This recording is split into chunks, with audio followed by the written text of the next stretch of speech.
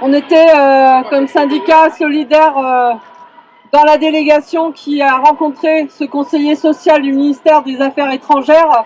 On a rappelé que depuis le début, la CGT, la FSU et Solidaire sont dans ce collectif national et l'importance pour nous d'y être. On a rappelé que les travailleurs et travailleuses de Gaza sont massacrés. On a parlé des journalistes assassinés, plus d'une centaine, ce qui pose le grave problème de démocratie, de savoir ce qui se passe en fait à Gaza exactement. On a rappelé aussi tous les personnels de santé qui sont massacrés et qui ne peuvent plus soigner.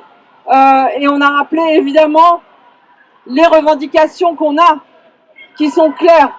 Cesser le feu, des sanctions et l'application des décisions de la Cour internationale de justice.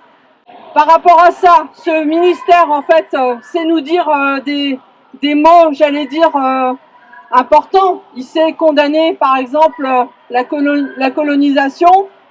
Par exemple, il sait dire que, pour l'instant, il y a le soutien à l'UNRWA.